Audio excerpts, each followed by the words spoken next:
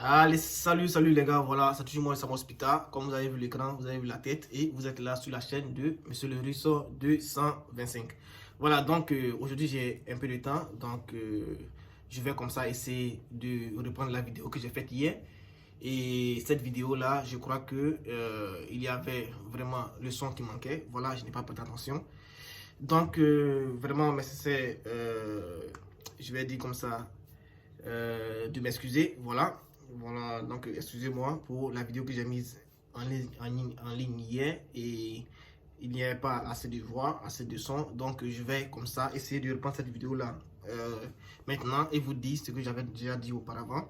Donc si c'est la première fois de voir ma chaîne YouTube, essayez d'abord de liker la vidéo, essayez de vous abonner massivement, essayez aussi de partager la vidéo parce que ici ce sont des liens qui sont assez concrets, ce sont des liens qui sont vraiment vérifiés avant de les mettre en ligne. Voilà, c'est pour permettre à tous ceux qui me suivent de pouvoir au moins postuler à des bourses qui sont assez concrètes et de pouvoir les avoir. Vous avez déjà remarqué qu'il y a plusieurs personnes qui obtiennent déjà les bourses en ligne, vous comprenez un peu. Voilà, donc ces éléments-là sont réels, ces éléments-là existent si vous voulez vraiment postuler. Nous qui sommes là, nous sommes aussi le fruit de bourses. Donc si vous voulez vraiment postuler et avoir des bourses pour étudier, faites-le, vous n'avez vraiment rien à perdre. Il y va de votre carrière, il y va de votre avenir. Voilà, donc ce que moi je suis en train de vous dire, c'est quoi? C'est que aujourd'hui je vais essayer de reprendre la vidéo d'hier en ce qui concerne la bourse de la Turquie. Je vais vous donner au moins des avantages et puis des inconvénients aussi de la bourse de la Turquie. Comme ça, ceux qui sont vraiment intéressés vont pouvoir postuler et ceux qui ne peuvent pas postuler vont savoir quel est leur niveau, vont savoir quelle est leur position pour pouvoir le faire, pour pouvoir postuler ou pas. Voilà, donc je voulais relancer encore que la bourse de la Russie est toujours disponible et la bourse de la Turquie a été lancée depuis le 10 février, le 10 janvier plutôt. Donc ça va prendre fin le 10 février 2023. Alors vous avez juste un mois. Et juste un mois, ce n'est pas aussi simple, c'est pas beaucoup. Vraiment, c'est hyper peu. Donc vous devez vite faire, vous devez vite finir pour ne pas être en retard. Parce que si vous avez des documents que vous devez mettre en ligne, vous devez vite finir, ainsi vous allez savoir quels sont les documents qu'il faut, quels sont les éléments que je n'ai pas, que vous n'avez pas et que vous devez aller chercher et tout ça. Voilà, donc, pour pouvoir passer cette bourse-là, je répète encore, la bourse de la Turquie, c'est pour le gouvernement turc, vous comprenez un peu, et cette bourse-là, la licence, le master et le doctorat peuvent postuler. Voilà, donc il n'y a pas de problème pour ça, il n'y a pas de distinction, il n'y a pas d'élimination de pays à part ceux qui sont en Turquie, à part les Turcs. Voilà. Après, je vais revenir un peu sur les étudiants qui sont déjà en Turquie. Voilà, pour vous expliquer aussi comment est-ce qu'ils doivent faire, comment est-ce qu'ils doivent postuler et tout ça. Mais pour l'instant, je vais un peu me familiariser, je vais un peu faire la généralité sur les étudiants étrangers en général, vous comprenez un peu. Donc, ce que je suis en train de dire, c'est quoi? Je répète encore, cette bourse-là, la licence peut postuler, le master peut postuler et le doctorat peut postuler. Mais vous savez déjà que cette bourse-là, c'est une bourse qui est hyper compétitive. Donc, vous ne pouvez pas vous lever comme ça et aller postuler. C'est vrai, vous allez postuler, mais ils vont jamais vous répondre si vous ne respectez pas les conditions d'admission et les conditions d'éligibilité. Vous comprenez? Maintenant, ce que moi, je suis en train de vous dire, c'est quoi? C'est que cette bourse-là est quoi? Est hyper totale. Quand on dit hyper totale, c'est la totale. Vraiment hyper totale. Ça veut dire quoi? Ça veut dire que cette bourse-là prend en compte et l'assurance maladie, cette bourse-là prend en compte et la scolarité, cette bourse-là prend en compte les allocations qu'on vous donne chaque fin du mois. En ce qui concerne ceux de la licence, vont recevoir 50 € chaque fin du mois, ceux du master 70 € et ceux du doctorat vont recevoir 90 € chaque fin du mois. Et ce qui est le plus intéressant, c'est que quand on dit c'est une bourse totale, même quand vous-même vous allez, parce que lorsque vous allez recevoir cette bourse-là pour quitter votre pays pour la Turquie, c'est vous-même qui allez solder, c'est vrai, les billets d'avion et tout ça, mais arrivé sur le territoire turc, voilà, lorsqu'ils vont faire les remaniements, ils vont vous restituer votre fonds que vous avez mis pour les billets et pour les documents que vous avez fournis là-bas déjà dans votre pays pour pouvoir avoir le billet d'avion. Donc, un instant que je vérifie cette fois, je crois que ça marche.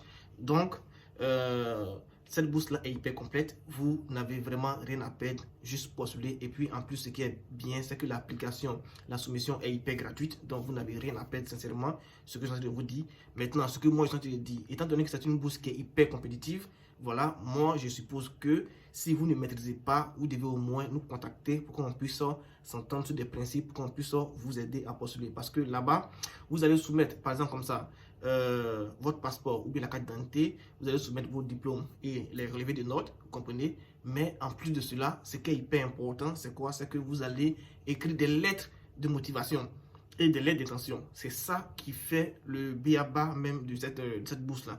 Donc, si vous ne maîtrisez pas, ça sera vraiment un coup KO pour vous, même si vous avez 200% des points à pouvoir l'obtenir, vous comprenez. Donc, si vous ne maîtrisez pas vraiment la lettre d'intention, comment est-ce qu'il faut écrire la lettre d'intention pour pouvoir accéder à la bourse de la Turquie, ça sera vraiment hyper compliqué pour vous et puis vous n'allez pas pouvoir vous en sortir. Donc, c'est pourquoi nous sommes là. Si vous voulez nous solliciter, vous pouvez regarder dans la description, il y a mon numéro WhatsApp là-bas, vous pouvez m'écrire déjà en inbox pour qu'on puisse discuter de comment est-ce qu'on va s'entendre pour pouvoir vous aider. Voilà, quel que soit le pays où vous êtes et puis tout ce que vous voulez faire, vous pouvez déjà nous contacter. Quelles que soient les traductions en anglais et tout ça, vous pouvez nous contacter. Mais je répète encore, pour cette bourse de Turquie, vous n'êtes pas obligé de traduire vos documents en anglais. Vous comprenez un peu? Vous n'êtes pas obligé de les légaliser, mais si vous légalisez vos documents, c'est juste un point pour vous et c'est hyper nécessaire. Voilà, mais je n'ai pas dit que vous devez obligatoirement légaliser vos documents là directement. Non, c'est pas, ils n'ont pas demandé cela. Donc, ne vous fatiguez pas à faire des éléments qui sont inutiles alors que vous n'avez pas encore eu la bourse. Donc, je répète encore, cette bourse est hyper, je vais toujours répéter, est hyper gratuite. Donc, si vous voulez postuler, essayez de la postuler. Maintenant, en ce qui concerne comme ça les étudiants qui sont sur le territoire, les étudiants étrangers qui sont sur le territoire turc, voilà, pour vous, c'est assez simple ce que vous devez savoir. Dans les normes, si moi, par exemple, je prends un exemple, moi, je vais en Turquie par mes propres moyens et que j'étudie là-bas en mathématiques, par exemple, je suis enregistré là-bas sous le statut d'un étudiant étranger qui étudie en mathématiques. Déjà, dans les répertoires du ministère de l'Éducation turc, je suis enregistré en tant qu'étudiant étranger, mais en mathématiques en licence. Vous comprenez? Voilà. Donc, si moi, je dois postuler encore à cette bourse-là, vous comprenez, vous ne devez plus postuler en tant qu'étudiant en licence et en mathématiques. Non. Soit vous postulez en tant qu'étudiant en licence ou dans une autre faculté, vous comprenez un peu, vous ne devez pas postuler à chaque instant en mathématiques parce que vous êtes déjà enregistré sous mathématiques. Donc, ça sera vraiment hyper compliqué pour eux de vous faire la sélection. Et parfois même, ils vont rejeter vos dossiers, vous comprenez. Voilà, donc c'est mieux de ne pas postuler dans la même faculté que vous faites déjà en licence ou bien en master. Donc, si vous voulez postuler à cette bourse-là, vous serez obligé de changer de faculté ou d'élément. Donc, j'espère que le message est passé. Maintenant, pour pouvoir postuler en ce qui concerne les moyennes et tout ça, je vois des personnes qui sont un peu éclairées des moyennes et tout ça. Ce que moi, je vais vous dire, c'est que pour faire la licence et le master, vous devez avoir au moins 75% de vos moyennes. Vous comprenez un peu? 75% des moyennes. Donc, ce qui veut dire que vous roulez entre 13 et 14, voilà, pour avoir une bonne visibilité de sélection. Mais cela ne signifie pas que vous, si vous avez des documents et que vous avez 12 demandes, 11 demandes, vous ne pouvez pas postuler. Vous n'avez pas de choix. Si vous voulez vraiment postuler à cette bourse-là, les gars, postulez. Dans cette vie où nous sommes, on ne sait jamais. Voilà. Maintenant, si vous avez 12 de moyenne, 13 de moyenne, 14 de moyenne, voilà. Là, vous avez au moins une bonne conviction que vous rentrez dans les paramètres de candidature pour pouvoir postuler et avoir au moins une bourse pour qu'on puisse au moins vérifier vos documents. Au moins, ils vont vérifier vos documents. Vous comprenez? Voilà. Donc, si vous voulez postuler aussi, par exemple, comme ça, ceux qui sont en licence au moins il y a 21 ans, voilà, il y a 21 ans, master 35 ans. Donc, les gars, postulez. Vous n'avez vraiment rien à perdre. Moi, c'est tout ce que moi je voulais vous dire. Moi, lorsqu'il y a des bourses comme ça et qu'il y a des histoires de moyens et tout, je me dis, bon, à quoi ça va servir? Puisque nous, on a aidé des personnes qui ne pensaient même pas être à un niveau de bourse, mais qui ont obtenu des bourses pour pouvoir y étudier. Donc, vous savez, c'est pas vraiment un stress, c'est pas vraiment des éléments qui sont futiles, mais au moins, vous devez prendre conscience que si vous avez eu 11 de moyenne, c'est un temps qui est passé, vous n'avez pas de choix, les bourses viennent vous postuler.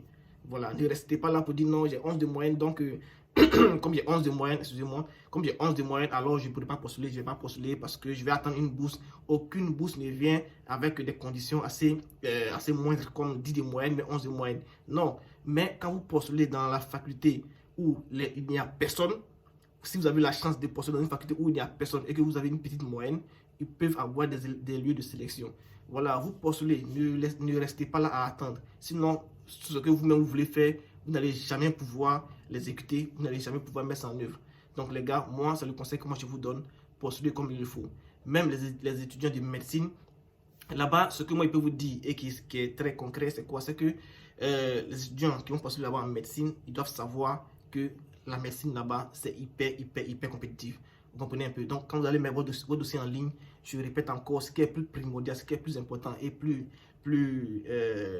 accueillant, c'est-à-dire ce qui est plus accessible, voilà, ce qui peut vous éliminer un peu plus simple et rapidement, c'est en ce qui concerne les lettres de motivation et les lettres d'intention. Donc, mettez plus d'accent là-bas. Faites vos recherches. Si vous ne voulez pas solliciter nos services, il n'y a pas de moi, ça ne me dérange pas. C'est que utiliser la vidéo et puis concentrez-vous, cherchez comment est-ce que vous allez faire pour rédiger votre lettre d'intention ou bien votre lettre de motivation. Maintenant, s'il y a des questions ou bien j'ai des éléments que je n'ai pas, que j'ai omis et que je n'ai pas essayé d'expliquer, voilà, vous pouvez poser déjà vos questions en commentaire. Je vais mettre le lien aussi de la bourse en commentaire et dans la description. Je vais mettre mon numéro aussi dans la description. Vous pouvez nous contacter à chaque moment. Voilà, je répète très bien, ceux qui veulent nous solliciter peuvent nous contacter inbox via WhatsApp.